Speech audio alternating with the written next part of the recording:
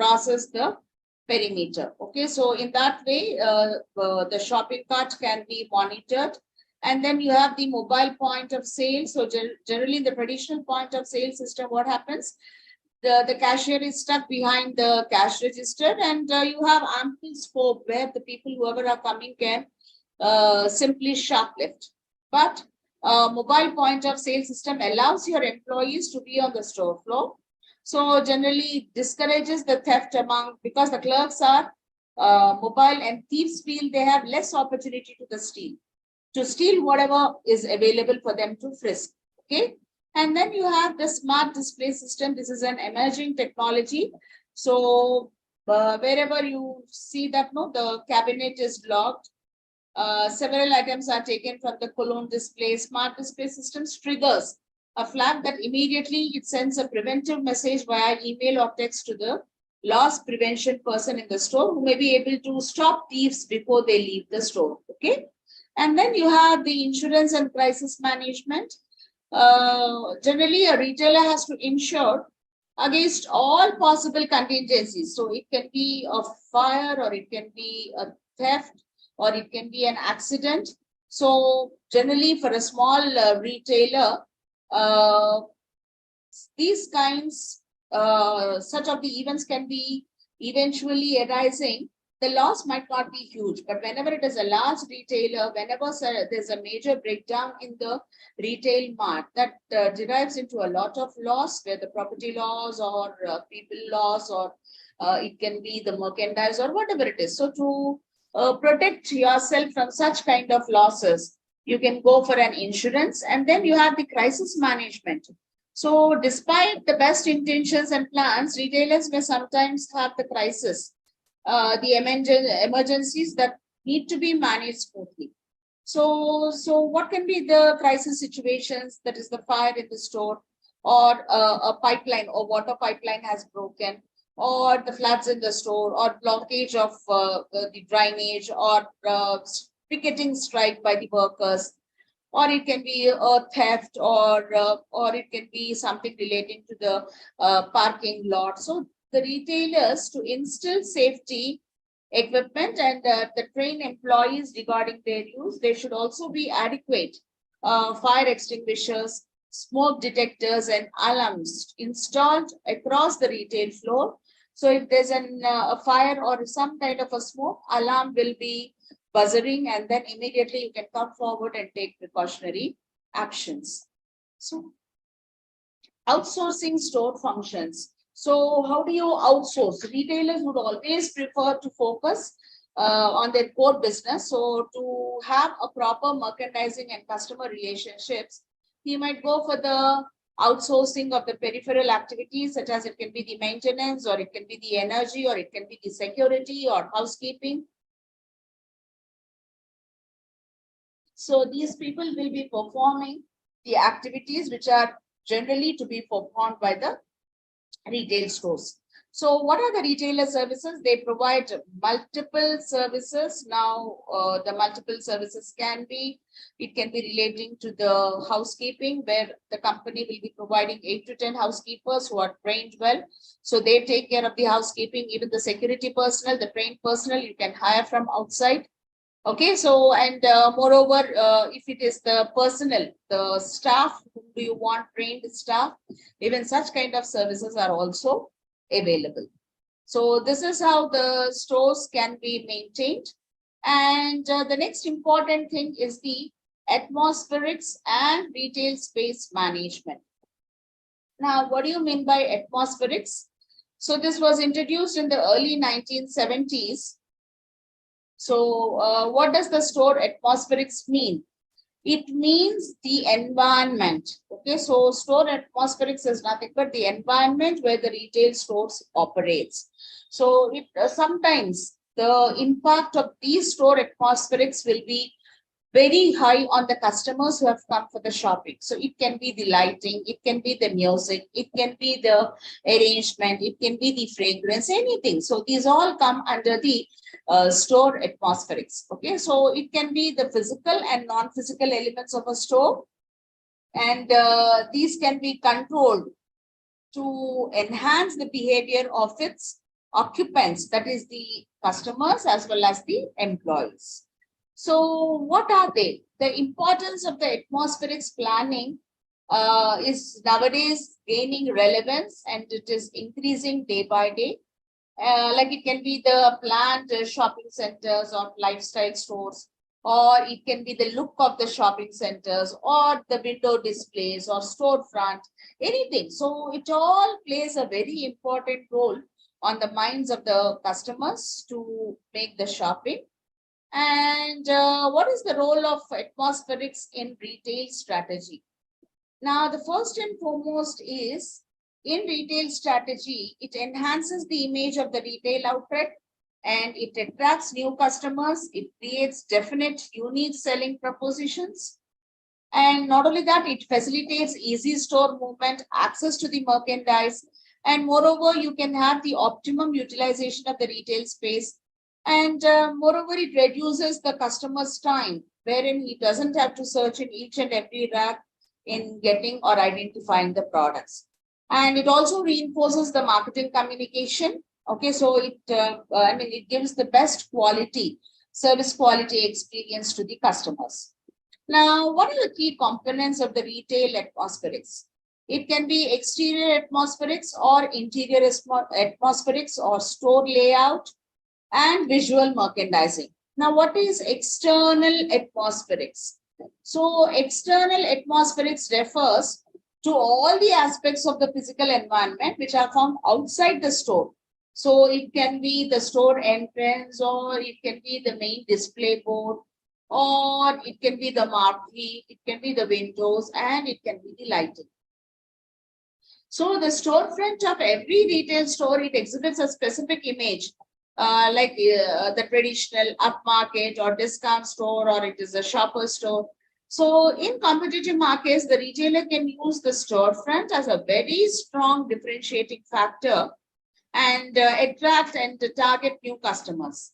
So the major influencing aspects of this external atmospherics can be the retail store entrance. I mean, how the entrance is there, whether it is an open entrance or, or whether you have the closed entrance, whether it is a sliding door, or whether it is a security is there who's going to open the door and allow you people inside. So what kind of a retail entrance store is there? So generally the new age planned shopping centers, they ensure the accessibility to all the customers. So including those who are coming on wheelchairs, or the baby, what do we say, strollers.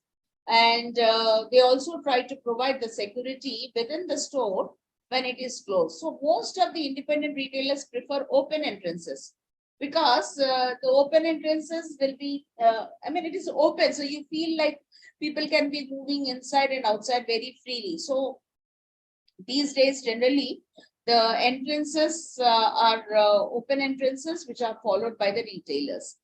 And the alternatives can be the shutter covered or modular fabrication, or some kind of prototype storefront. A prototype is used before the store. Some kind of a unique way of showing how different your stores is from the rest of. And then you have the display windows. So display windows are the common features. So it can be the garments, or it can be the toys, or it can be the watches, whatever it is. So you try to put them in such a display windows. So it will be very impressive, and the customers who are moving around will be attracted based on those displays and might enter and do the shopping. And then you have the marquee or signboard. So marquee includes the painted or neon light with printed or script, and the store name alone, or it can be mixed with the trademark and other important information. Generally, Pizza Hut, McDonald's, or the Bombay Selections, Barista, they use this kind of marquee.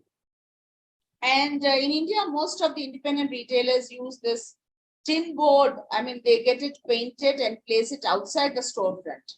Okay, so generally the marquee will be having a higher store image. It will be influencing, and I mean, generally the customers perceive the facilities to be very high. And then you have the parking facilities. So parking facilities also play an important role. That is maybe the how better you have the parking. Right now, we have the maybe 5 or 6 floors are devoted for the parking. Maybe you can go underground, and I mean, you have the parking facility available at 5 lower levels. So such kind of parking will help the customers to visit the stores very happily, and then you enter that. And earlier days, when there was no parking facility, like the cars used to be parked outside the store, or whenever it is a busy day or the traffic is very huge, you have a lot of interference from the traffic police to remove your car. So though the super retail mart or the malls are very good, if there are no adequate parking facilities, definitely they will be hampered to visit. And then you have the internal atmospherics. Internal atmospherics refers to the aspects of physical environment which are inside the store. Okay, so it can be the point of purchase interactions, or it can be the decorations, or it can be the sales and the retail units. So it all depends upon how good, how best your internal atmospherics are decorated and made available for the visibility to the customers. So the first one is the color. It is the most powerful tool in the visual merchandising segment.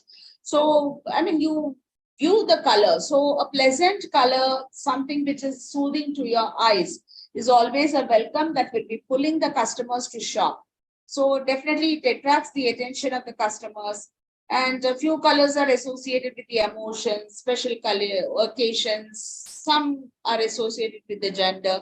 So whenever a retailer is planning about the internal atmospherics, he needs to plan about the color, the right kind of color choice he has to make to display the items. Okay, so generally the depending upon the different occasions, whether it is Halloween, generally it is done in most of the foreign countries abroad, and then we have the Valentine's Day or the Christmas Day, or it can be the say any other particular occasion. Based on that, you can generally use a color. So for Christmas, you use red color, and then the Halloween you'll be using the black color, and generally Valentine's Day you take the red or the pink and white. So I mean the colors which are associated with a particular occasion has to be used by the retailer. And the lighting also plays a significant role in the retail store atmospherics, because a dim lighting will definitely make the store look dull, and when the customer is not able to locate the products due to the poor lighting, he'll not feel like doing shopping in that particular store. So you need to have a very good coloring, and not very bright. A very bright coloring will be again the customers might get headache because of the bright lighting facilities which are provided. So you need to use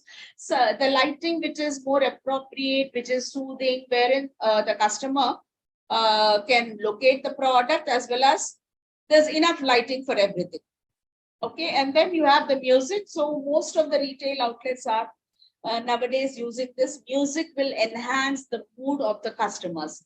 So generally, people come to a retail mart to spend time, do shopping, enjoy, relax, whatnot. They come with different emotions. So music will definitely soothe them based on the emotions. So you need to have slow music, soft music, rather than the rock or hard rock. Okay, and then such kind of a soothing music will definitely have impact on the brains of the customers, and moreover, they will be delighted to do the shopping. And coming to the temperature, so if it is too hot in the stores, customers cannot buy the products, and if it is too cool, shivering coolness, freezing coolness, even that is not taken positively by the customer. So the temperature should be maintained based on, it should be not too high, not too low. So based on the number of people, the crowd, the traffic which is there in the retail store, the temperature should be monitored so that the customers can experience the better atmospherics. Coming to the next one is the smell. So you need to have a good fragrance because that will be stimulating and that will definitely boost the customer's perspective to the shopping. And then you have the signage. Now, what does signage refers? It refers to the signs, posters, labels that retailer uses outside and inside the store to guide the customers. So it is a shortcut to communication, wherein some kind of a display boards are there, posters are there, swing tickets are there, or it can be the speaker cards, which are generally used as a promotion activities and also will be guiding the customer to where to locate the product in that fixed retail mart. And then you have the store layout. So store layout describes the overall look and the feel of the interior of the retail store. So, I mean, you need to have the layout designed properly because you cannot leave any space unused. So you need to plan appropriately, like how you're planning your store, wherein which space can be used for what. It can be the selling space, or it can be the merchandise space, or it can be the personal space, or it can be the customer space. So selling space can be the sales demonstration areas or the sales transaction areas. Merchandise space is nothing but the selling floor or the stock room. Personal space refers to the break rooms or lockers or restrooms, and customer space can be the restaurants, dressing rooms, or the lounges, or it can be the recreation area for the children. And then you have the visual merchandising. So what is visual merchandising? Generally, the visual merchandising, it is the display. What do we refer is the display, that is how good the goods are presented in the stores, the arrangement of the merchandise. You need to put the small items in the lower racks and the big items in the upper racks. So, I mean, the kind of visual display of the products is called as visual merchandising. And then you have the factors which are used for the merchandise display.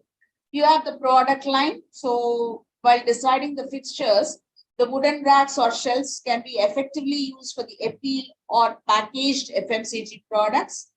Okay, and then you might also have mirror showcases where you can put jewelry or gift items or the delicate items on the display. And based on the customer profile and the target customers also, you can have the arrangement of the goods. And the kind of the level of competition, what you're facing from your external parties, based on that also, the internal atmospherics can be planned. And the components of the display, like it can be the wall displays, what are shown or what are fixed on the walls.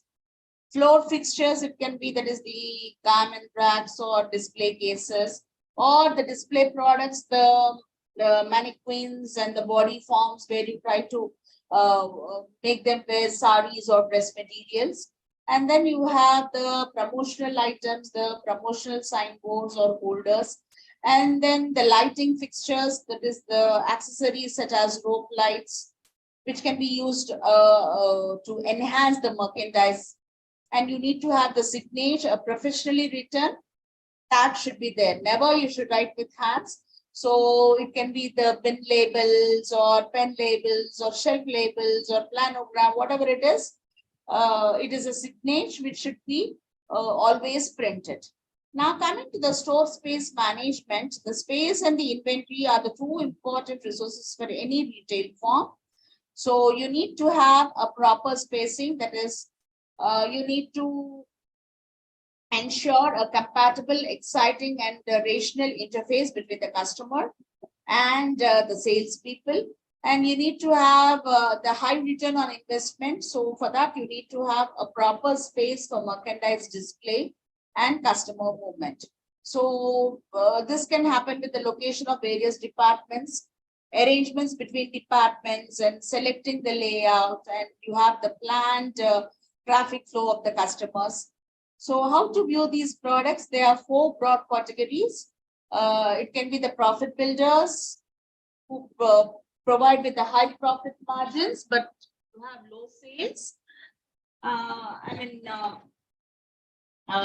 The space needs can be adjusted so that you can focus on the quality space rather than quantity space. And then you have the star performers, which have specified targets, always achieving high profits. And then you have space wasters. Yeah, generally you have this, the low sales and the low profit margins. And the traffic builders. These product categories have good levels of sales, but profit margins are small.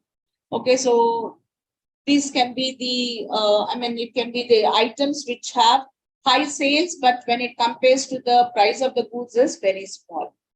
So retail performance measures, how do you measure that? You can measure that by sales per square meter or the profit per square meter. Based on that, you can decide about the retail space.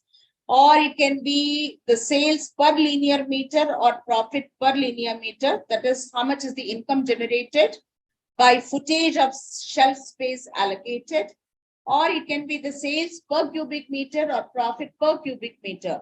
So this is this measure is used generally by the frozen food businesses where they dump bins on the retail space. So any of the method can be utilized in identifying the performance measures.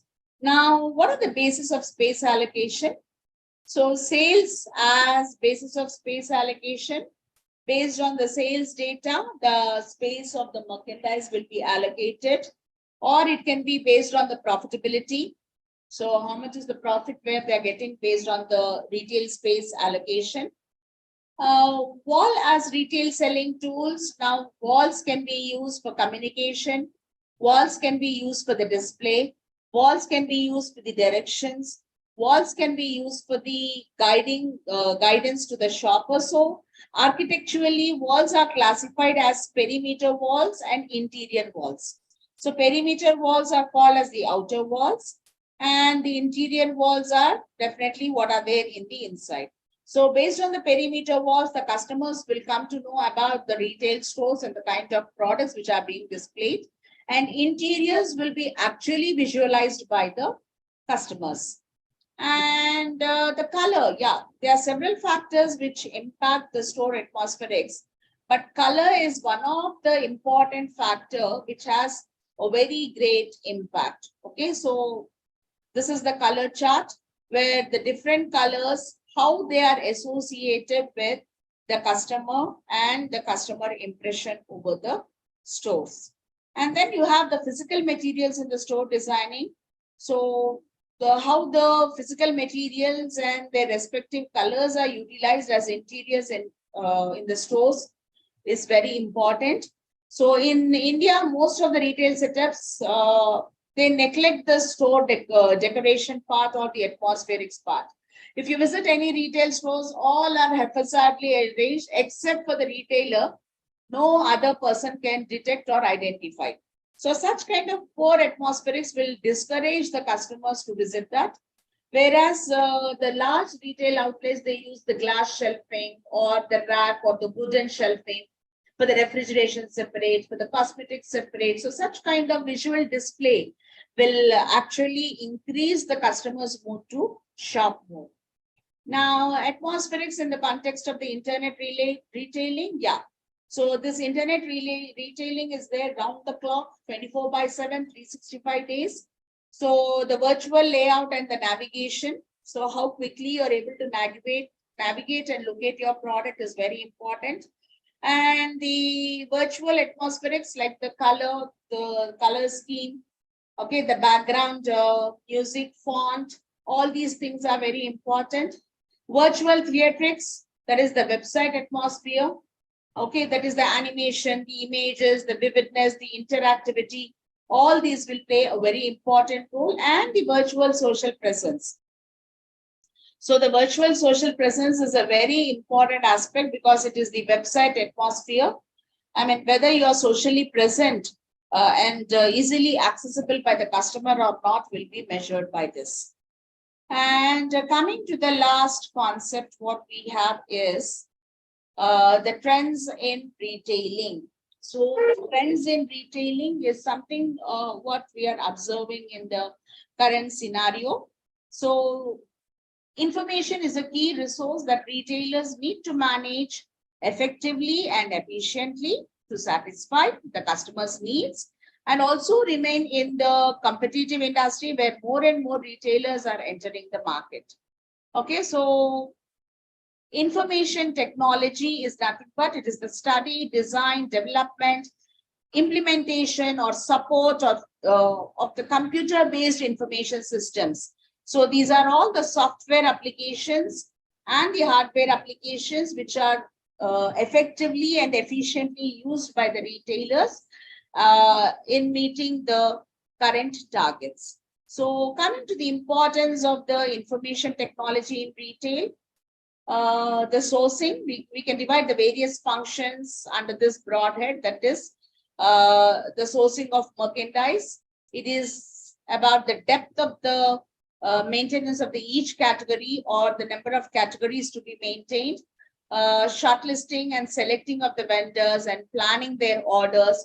So a retailer has to gather all this information about the categories, about the planning orders, so that he has adequate information which can be stored and retrieved. And stocking, warehousing, this is a technological element which maintains the data of the stocks, whatever has been received. So based on the stock consumption, the necessary changes will be made to this so that the retailer will have a clear-cut idea like what can be used and what is the stock which is still there with the retailer and how much is the stock he has to procure and how much is moving out.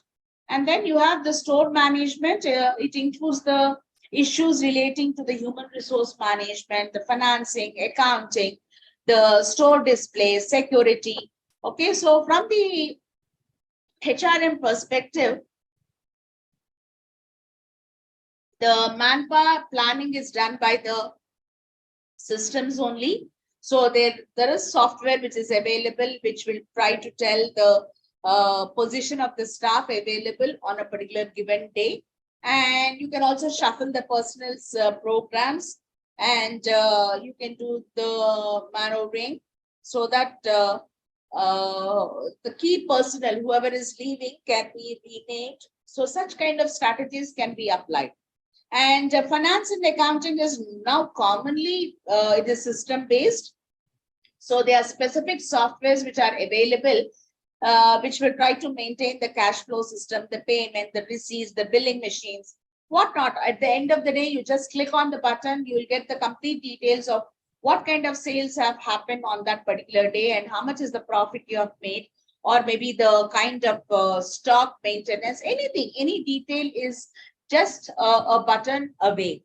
And then you have the plastic money, can be the debit card or the credit card, which is widely being accepted, and you don't have to maintain the cash denominations. And nowadays we also have the online payment modes also, which are really helping the customers with cashless transactions. Okay. And then you have the marketing and customer relationship management. Every store would like to promote itself, and for that they employ novel methods. And then in a way they try to have a very good relationship with the customers. I told you people earlier also, a better stores relationship, customers relationship management will enhance the loyalty of the customers, and the customers would like to frequently visit the stores based on the loyalty what they have. So the big retail stores use available software to store data about the customers and their purchases. And a few of them, they try to get additional information like the birthdays or the spouse birthday, or it can be the wedding anniversary, or it can be the children's birthday. Okay, so some kind of important information is being collected and it is stored. And on that special occasion, you are being wished by this store with the happy wishes and some kind of offers.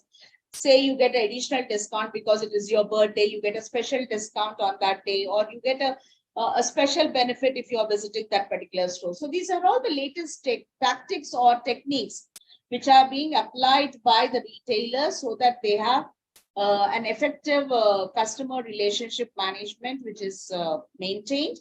And a customer who is maintained today will be there for a very long period, provided he is very happy. So what are the factors which are affecting the use of technology? So every store wants to have a modern image, okay, and they take decisions of implementing technology.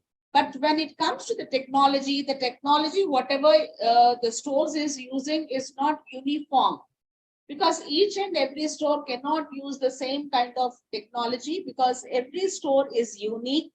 Depending upon their necessities, the store has to plan what kind of technology they should have in their stores. Okay, so the need for the adoption of technology is very high, and it requires high investment, and you need to have trained personnel, and very often the technology has to be updated. Okay, so what is the cost which is going to be incurred in the investment and trained personnel, and the updation has to be first identified by the retailer before actually selecting a particular technology. And based on the volume of the business, whether it is large volumes or small. So if it is a small store, you don't need any technology because the day-to-day transactions can be well noted and the retailer himself can make the difference. But if it is large volume, then definitely you need the big stores should go for the technological adoption, because whenever it is large volumes of the sales, that goes beyond the control of the retailer. So you need to have the technology adoptions under such cases. And the next one being the products dealt. Depending upon the nature of the products, what the retailer is dealing, the technology can be implemented. For example, the pantaloons or vest side, they are in the garments and the apparels industry, that is the fashion industry. And the fashion industry, when I'm saying, is generally temporary. Very soon the fashion changes. So if they are taking age of technology, it should be relating to the information gathering about the latest trends in fashion, whether in India or abroad. So such kind of information will definitely help them to implement the fashion, and also they will generate profits. And financial resources. So for anything, you need a lot of investment, you need a lot of money. So technology will never come free of cost. So as and when you are planning to buy a technology, you need to think about your financial resources. So it is not a one-time investment, because once you are taking a technology, that needs updating. So every now and then you need to update the technology, and you need trained personnel. I mean, you need some technical people who can actually deal with that particular technology, whether existing or updating. So such kind of financial constraints will be there. The investment will be there. It's not one-time investment. Once you are applying technology, it is a routine or recurring expenditure. Now, coming to the applications of technology in retail.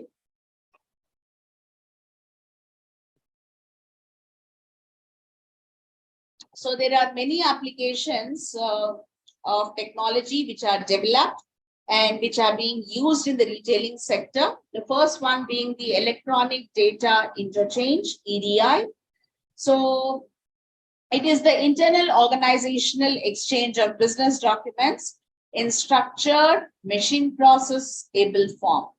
So this can be used electronically to transmit documents such as purchase orders or invoice or shipping bills, or it can be the receiving advice, or it can be the correspondence between the trading partners. So this can also be used to transmit the financial information, that is the payments in an electronic form, payments relating such as electronic funds transfer, EFT, So EDI should be not be viewed as a simple way of replacing the paper documents or the traditional methods of transmission, such as mailing, phone, or in-person delivery.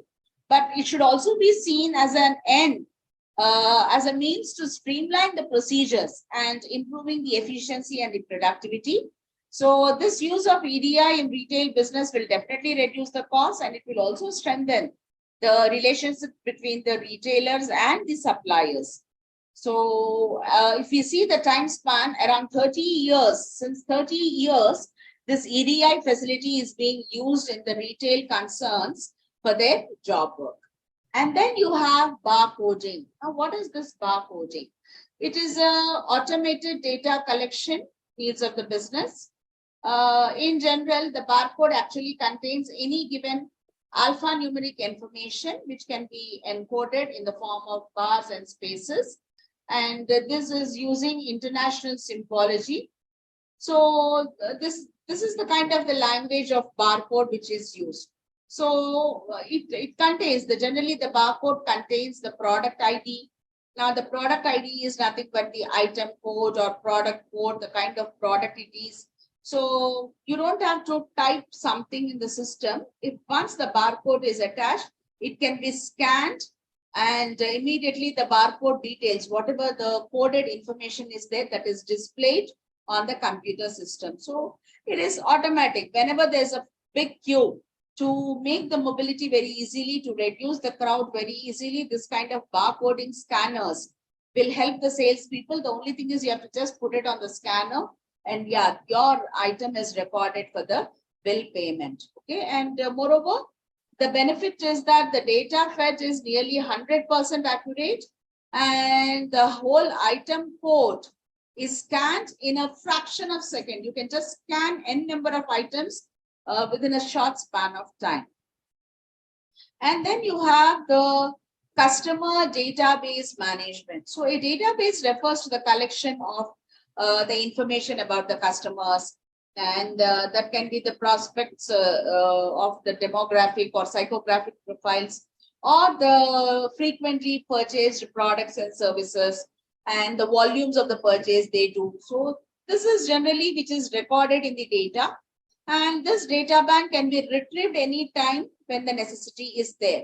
Okay, so the database allows the marketers access the information, and based on that information which is available through the systems or through the computers, the company can definitely plan the new products which can be released into the market, or it can generalize the economic viability of the customers. Okay, so such kind of information can be used for the effective decision making. And the database marketing, data mining, and business intelligence. So what is a database? A database is a computer system which is used to store and analyze large volumes of data. So the system is fed with huge information. So the huge information of the data can be analyzed with the help of a database. So the data relating to the item sales, or it can be the customer information, or it can be the range of goods which are bought by the customers. So these all can be held in the database, and these can be used for the marketing decision-making purposes, or the marketing and selling purposes. So the department store can develop a specialized catalog which can aim at affluent customers, and definitely the kind of children they have. So based on that, you can uniquely identify the small location and the demographic information which can be available commercially for each postcode area. Okay, and the department store can target this affluent areas, and based on the precision, they can generally plan something, a new offering to these kinds of sets of customers, and the price sensitivity and different kinds. So whatever the information can be used, it can be used effectively by the retailers. So different kinds of questions can be answered, like who are our best customers, and what do they regularly buy? Are they price sensitive? So what are the different ways where the price can be increased or decreased, how often they visit the stores, okay, what is the time they are visiting the stores, and how much time they spend per visit, and how much money they spend at each visit. So these all can be analyzed and studied, and based on this, you can, as a retailer, can take effective decision. And then you have the electronic retailing. So B2C, that is business to customer. Electronic retailing to consumers was first developed on a large scale in the 1980s. So the area is advancing at a very high rate, rapid rate. And the retail organizations are realizing and growing importance of the sale of these products through these new distribution channels. So electronic delivery systems do not necessarily require any direct human interaction. So in principle, the quality can be assured, the costs are lower, and there is consumer convenience access, the distribution can be wider. And the key underlying reasons behind this electronic retailing can be the consumer time. Okay, so that is very important. A consumer doesn't have more time. So in the less time, whatever he has, he can gather lots of information. And they have control over the time, the place of transaction, the technology convergence. So all these taking place, the changes which are actually giving the growing experience of the benefits to the customers. Now coming to the role of web, retail industry always works on very narrow margins, and the key to survival lies in the optimization of the resources. It can be the space or it can be the time.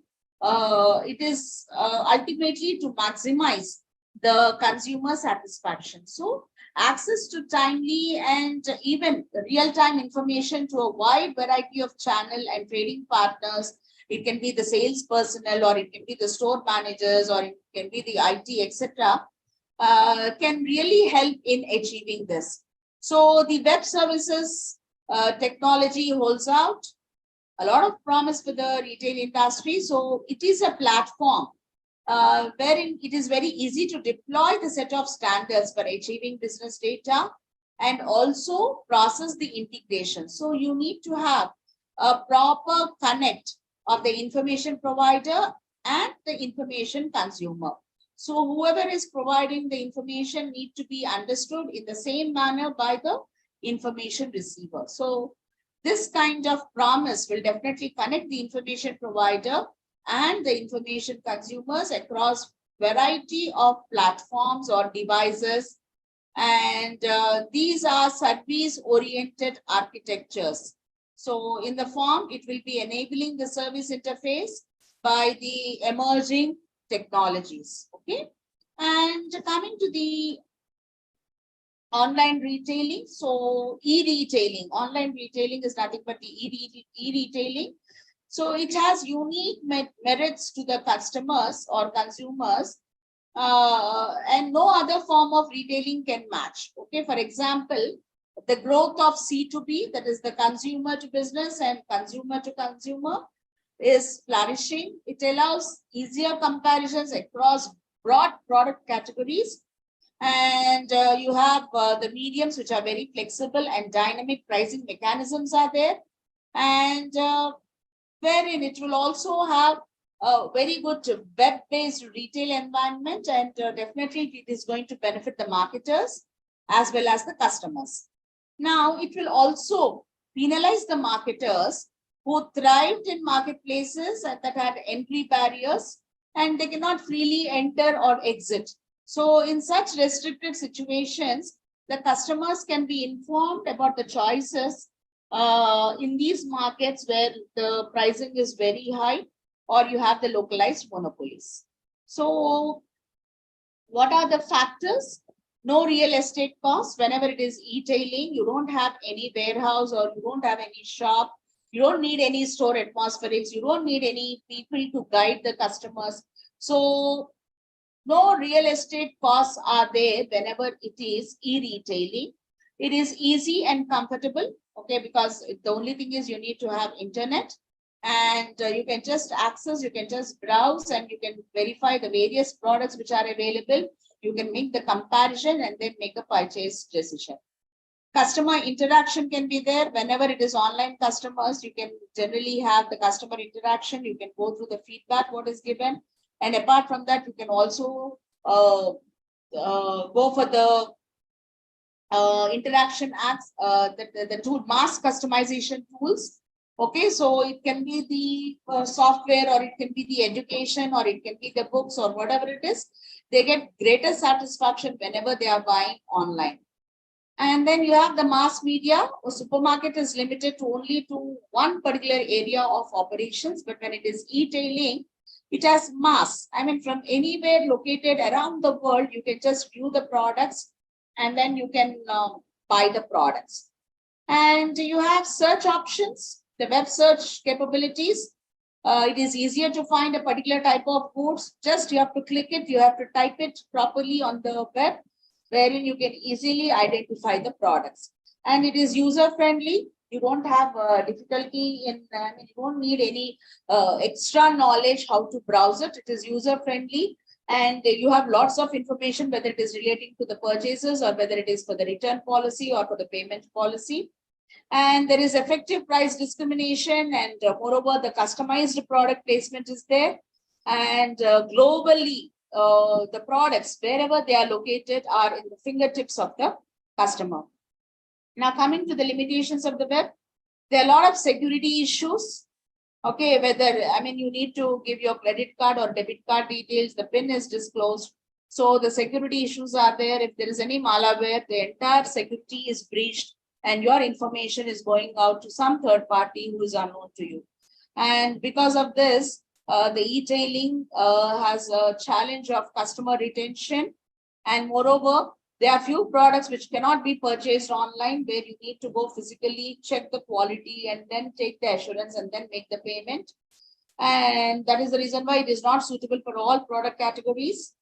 And there's a complicated medium. There are navigation hiccups. And the basic ingredient, what is required, is the internet. And if there is no internet access, definitely that is going to hamper the e-tailing.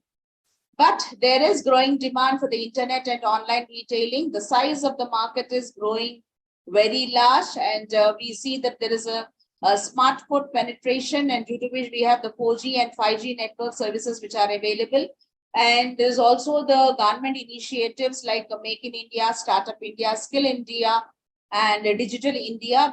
So all these, and where there is the FDI, foreign direct investment, and 100% B2B models, and e-commerce is developed, we find that there is some kind of achievements from the government side which are pushing the customers to the e-tailing. And also the security, they are whenever the e-pay transactions are there, a lot of confidentiality, integrity, and authenticity is being maintained.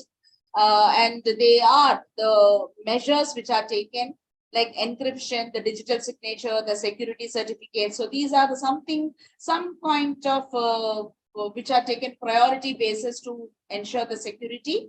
And apart from that, we have the National Cyber Security Policy, which has been introduced in 2013, which takes care of the information technology, IT and IoT, and all the ICT tools.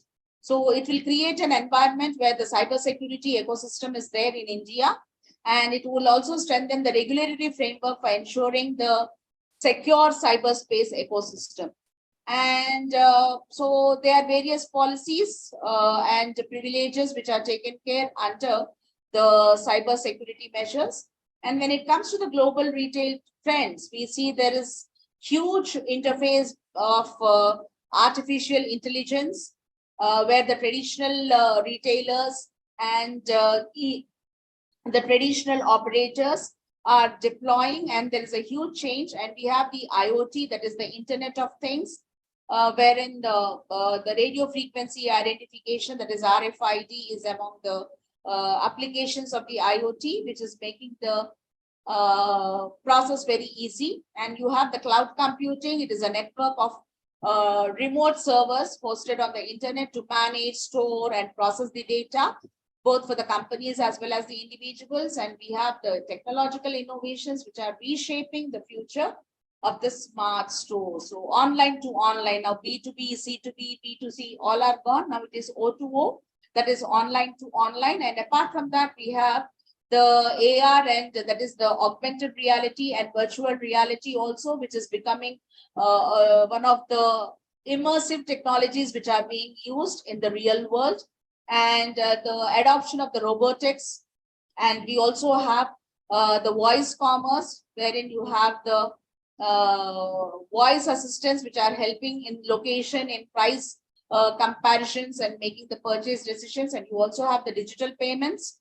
We also have the blockchain technology, where the cryptocurrencies and all are reverted through the blockchain systems. And then that is really helping the customers to move in with the technology.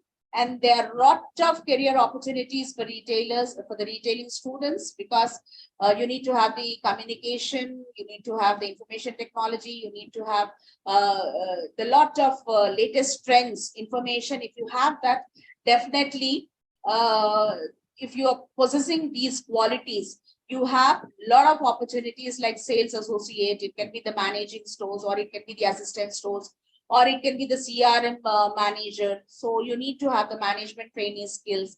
So if you have the above skills, that is the ability to work with the information technology, good communication skills, and the personality, well-groomed behavior, educational background, and the knowledge about the product, definitely you are the person who have the scope in the retail industry.